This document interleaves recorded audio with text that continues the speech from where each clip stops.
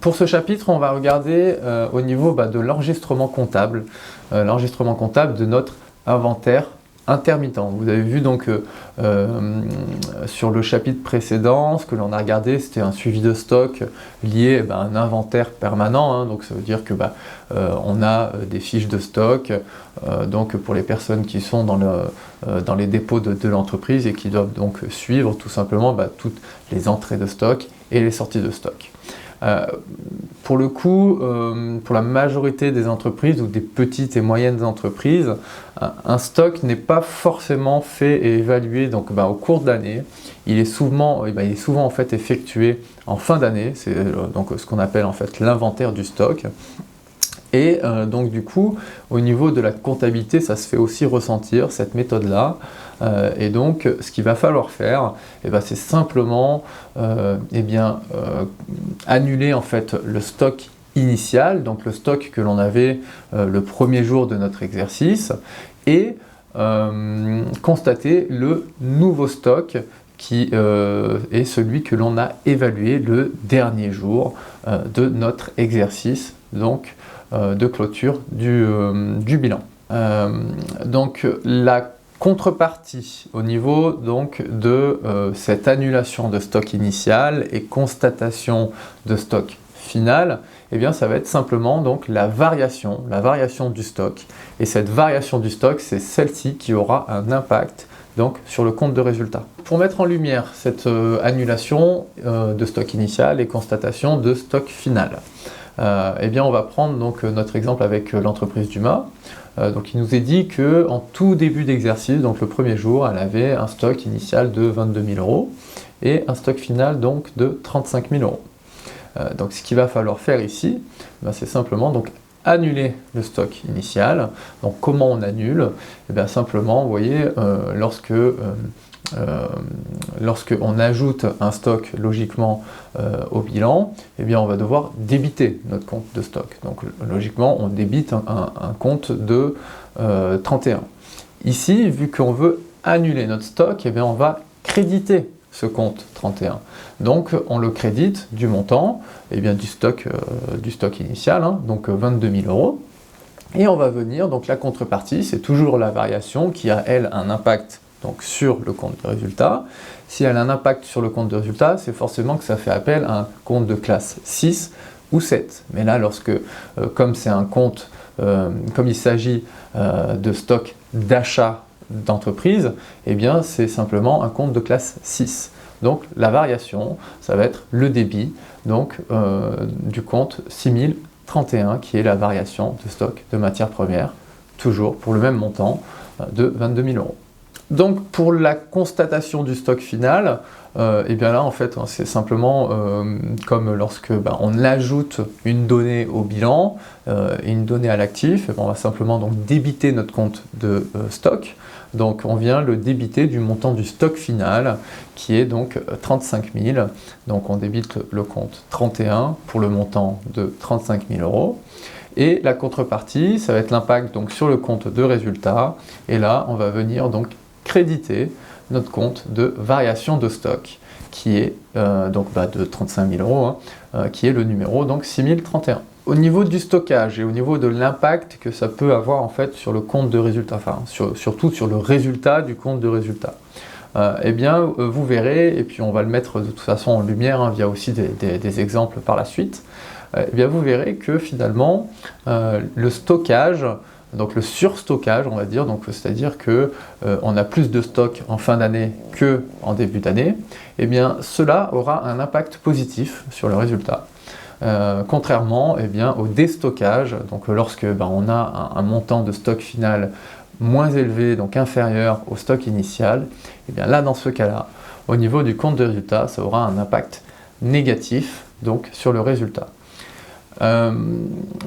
Cette distinction-là est importante et il faut que vous sachiez qu'il y a beaucoup d'entreprises qui, lors des derniers mois donc, de clôture, regardent justement ce phénomène-là de stock et pour essayer de piloter au mieux leurs résultats, donc soit pour l'augmenter, soit pour le baisser, selon leur état financier, ils vont soit arrêter leurs achats pour déstocker, soit ils vont accélérer les achats pour surstocker, donc selon l'impact qu'ils veulent que ça ait donc sur le résultat. Au niveau donc de l'impact que ça peut avoir donc au niveau des stocks, la variation des stocks, l'impact qu'il peut avoir donc sur le résultat. Donc là, il faut aussi faire la distinction entre le stock des achats de l'entreprise et le stock des produits qui ont été produits par l'entreprise. Donc là, on va regarder avec un premier exemple donc, le stock des achats. Et donc, alors, ce qu'il faut que vous sachiez, c'est que eh bien, lorsqu'il y a un déstockage, donc l'impact sur le résultat, donc du compte de résultat, eh bien, c'est qu'il va venir diminuer le résultat. Pourquoi? Parce que lorsqu'on fait un déstockage, ça veut dire qu'on a consommé plus que ce que l'on a acheté, et donc du coup le compte de résultat, lui, eh bien, met en lumière et prend uniquement donc ce qui est consommé dans l'exercice. Donc si on a consommé tous nos achats plus un petit peu de stock de l'an dernier, eh bien, forcément ça va faire gonfler nos charges, et donc eh bien, le phénomène c'est que le résultat va être diminué. À l'inverse, bien sûr, le surstockage, lui, eh bien, il va avoir un impact positif sur le résultat du compte de résultat, simplement parce qu'on a consommé moins que ce que l'on a acheté durant l'année, donc on est obligé de comptabiliser tous les montants des achats qui ont été effectués dans l'année, mais comme on en a consommé beaucoup moins, et bien dans ce cas-là, ça va nous faire réduire nos charges, et donc il y aura un impact positif sur le résultat. Donc pour mettre en lumière ce phénomène, voilà, pour que vous compreniez un petit peu mieux ce phénomène de stockage et déstockage, on a un exemple donc, avec l'entreprise Dumas, qui commence l'année avec un stock de 22 000 € et qui fait donc des achats donc tout au long de l'année pour un montant de 60 000 €. Pour évaluer donc le stockage, si on a surstocké ou on a déstocké, eh bien, on regarde la relation entre le stock final et le stock initial. Donc là, notre stock final c'est 35 000, le stock initial 22 000, et donc là on voit qu'il y a une différence de 13 000, et ces 13 000 là, eh bien, ils font référence à un stockage durant l'année. Donc maintenant, pour connaître les achats qui ont été consommés, eux, durant l'année, on sait qu'il y a eu 60 000 € d'achats. Mais comme on a surstocké 13 000, eh bien on vient faire 60 000 moins les 13 000, ce qui nous donne donc 47 000 d'achats consommés, d'accord, contre versus 60 000 d'achats stockés. Donc ensuite, la répercussion qu'il y a donc, sur le compte de résultat, c'est simplement donc, une constatation de nos achats, achats de matières premières.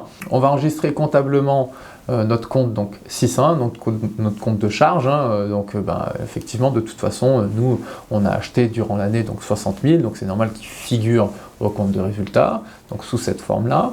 Par contre, eh bien, la constatation, la contrepartie, ça va être la variation donc, liée à ce surstockage. Et donc, eh bien, on va venir créditer donc notre compte de 6031 lié à ces matières premières du montant de 13 000 €. Et donc, ce qui nous donne, in fine, des achats consommés de 47 000 €. Maintenant, donc, passons au stock produit par l'entreprise. Donc là, on va faire référence à des produits, donc à des comptes de classe 7. Donc de même, la réflexion est quasiment la même, donc c'est-à-dire que lorsqu'il y a un déstockage, eh bien, il y aura donc un impact positif sur le résultat. Et lorsqu'il y aura un stockage, donc on a plus de stock final que de stock initial, et bien dans ce cas-là, on aura simplement un effet négatif sur notre résultat. Donc on va regarder ça et on va essayer de le mettre en lumière donc, via l'exemple qui suit. Donc on a l'entreprise Dumas qui avait un stock initial de 38 000 € et un stock final de 18 000 €. Donc ce qu'il va falloir faire, donc il y a eu un déstockage, et ce qu'il va falloir faire, donc, c'est simplement annuler le stock initial pour constater le nouveau stock final. Donc pour l'annulation de notre stock initial, donc on va venir débiter notre compte de produits de variation, donc le 71 355, du montant du stock initial, hein, donc de 38 000 €. Et on va venir donc créditer cette fois-ci donc notre compte au bilan, notre compte donc 355, qui est notre compte de stock de produits finis. Maintenant, on va venir constater le nouveau stock, donc ça va être en fait l'inverse, hein, tout simplement.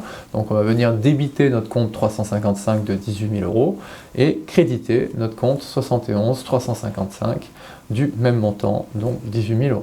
Si vous regardez bien, pour la présentation hein, sur les comptes annuels, si vous regardez bien au niveau du bilan, vous avez donc toujours une colonne donc, qui concerne notre exercice N, hein, ça il n'y a pas de souci, et on a une autre colonne qui elle concerne notre exercice N-1. Et donc c'est ce qui nous permet souvent de faire justement la distinction entre les variations de stock qu'il y a pu y avoir donc, entre l'année dernière et cette année-là. Donc, au travers de tous les exemples que l'on a pu voir avec l'entreprise Dumas, vous verrez que on va simplement se concentrer sur l'impact que ça peut avoir en fait sur le compte de résultat. Donc, vous verrez en toute fin la représentation de ce compte de résultat. Et donc, pour que vous compreniez un petit peu, simplement, voyez donc l'augmentation, si vous voulez, en fait, des stocks achetés par l'entreprise, ça a un impact négatif sur la variation du stock. Donc c'est pour ça que vous verrez au niveau des stocks d'achat, vous avez les moins 13 000 parce qu'il y a eu un stock final plus élevé que le stock initial et ça a un impact négatif sur le compte de résultat. Pour le coup, au niveau des stocks de produits, là on aura une diminution de nos stocks. Donc le stock final est moins important que le stock initial, là encore on aura donc un effet donc négatif sur notre résultat, donc on aura une variation négative. Et vous voyez aussi également donc, sur le bilan, vous voyez qu'on peut faire une constatation assez rapide entre le N-1 et le N, et c'est ce qui nous permet de se rendre compte un petit peu de cette variation, donc autant sur les stocks de matières premières que sur les stocks de produits finis.